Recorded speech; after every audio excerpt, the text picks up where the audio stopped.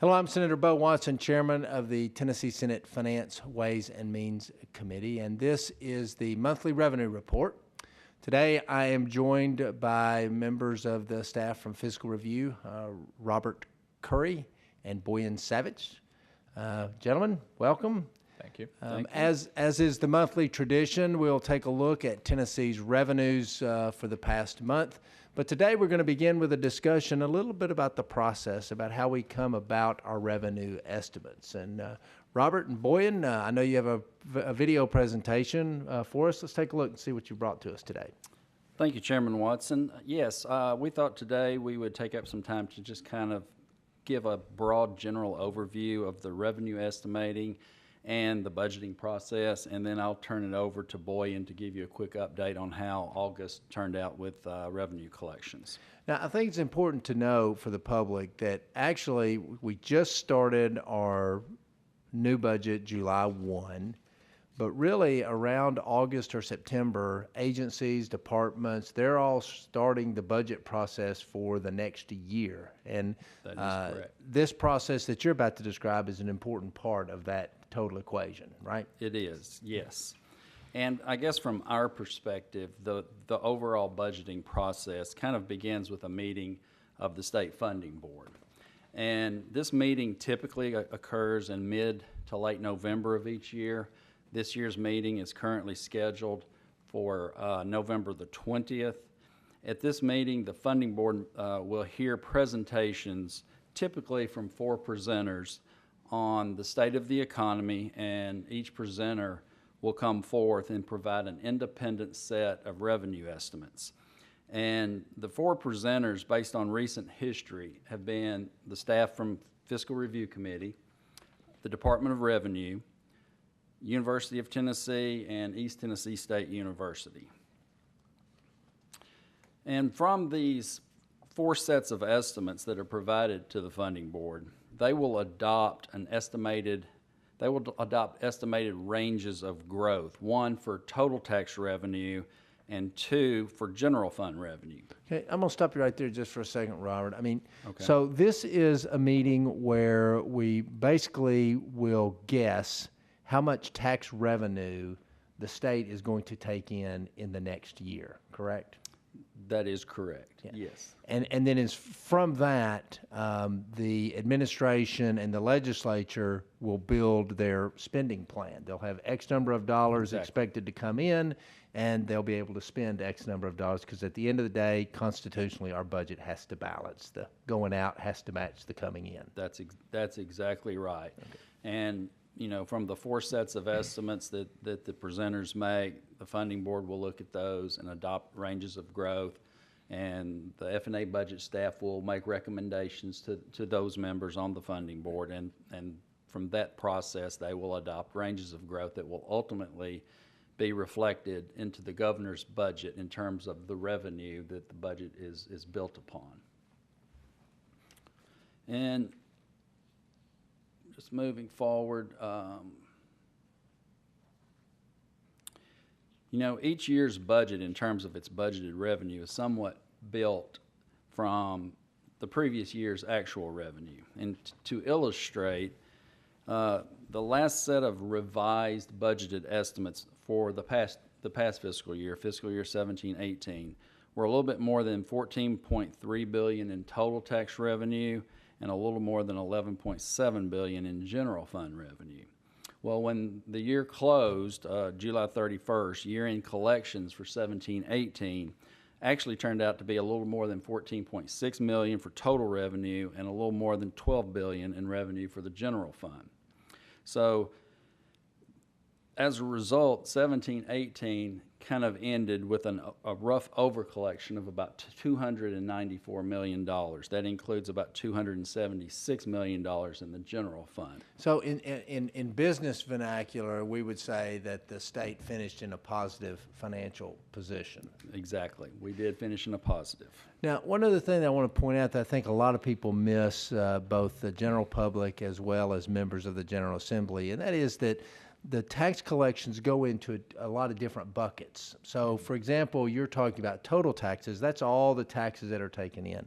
That's right. But some of those taxes will go into just the general fund, which is basically the fund that operates government. That's correct. And then there's another group of taxes that will go into the transportation fund, the road fund. Yeah. And then there's like a sinking fund and a couple of other funds. The two big ones are transportation and general fund. So when you speak about total taxes, it's all of those. That's correct. And then when you talk about general fund, it's really the money that's been allocated for the operation of general government, right? That is correct.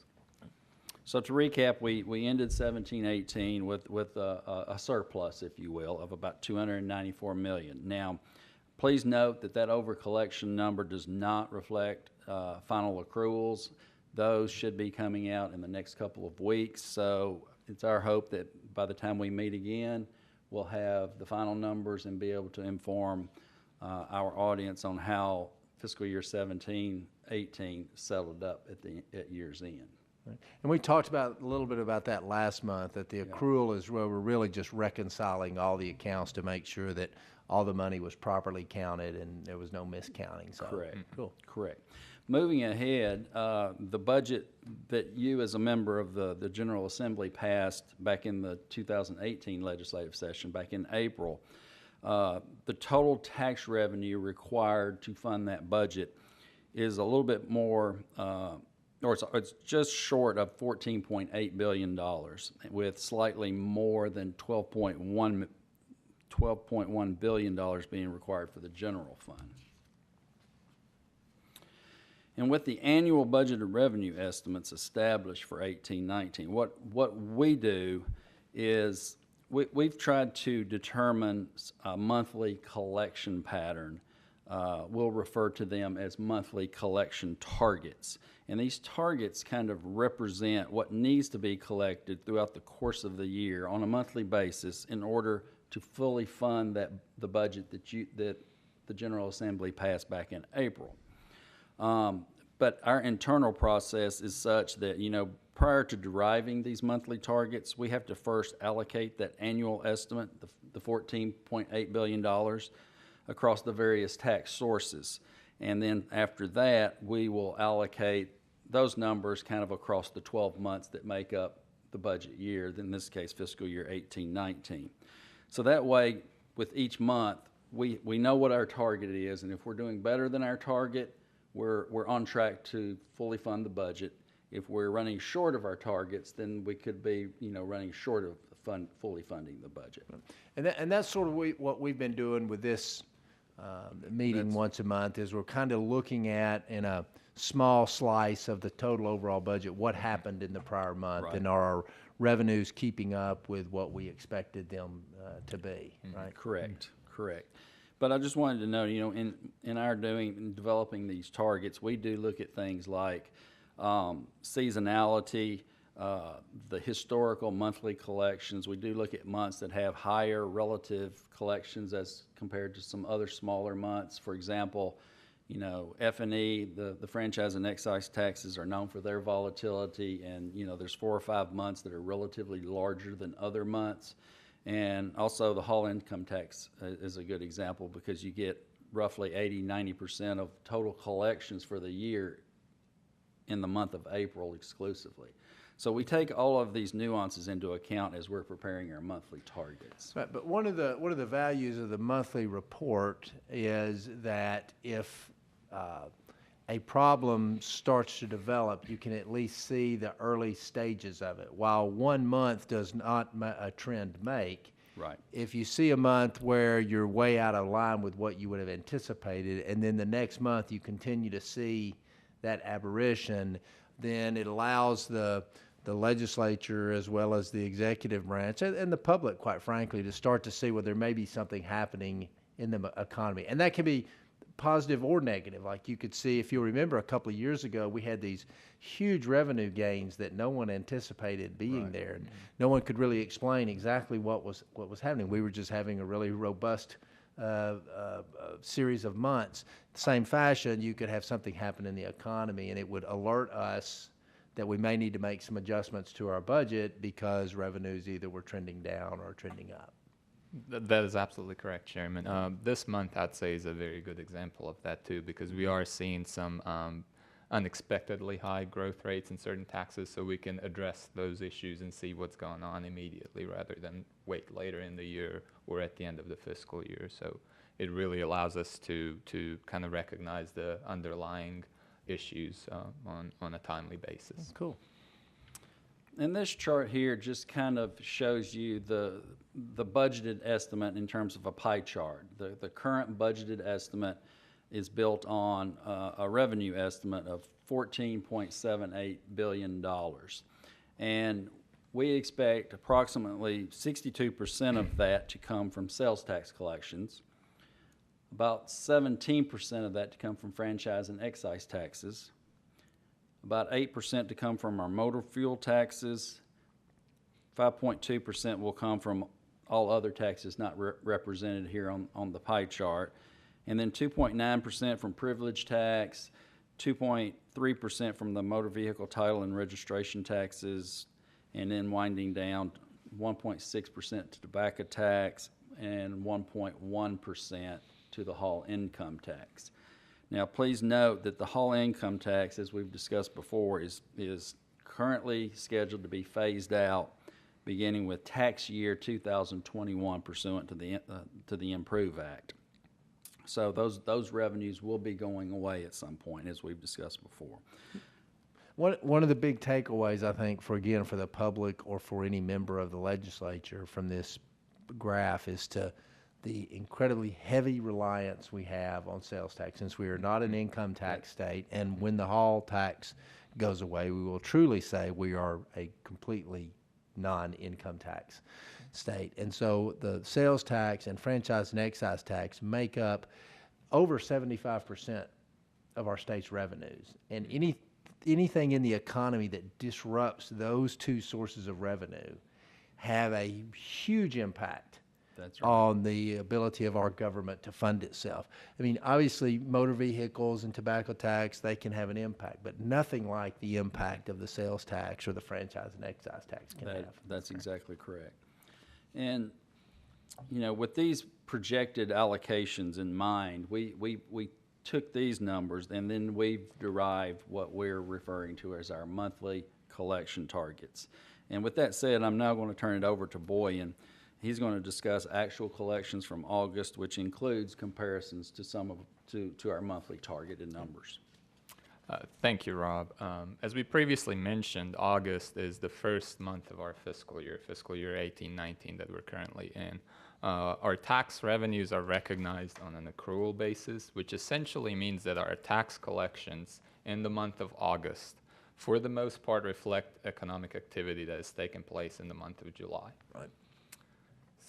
So our total tax revenue in August of this year was about $1,052 million. This represents an increase of $71.5 million, or about 7.3% over our total collections in August of 2017.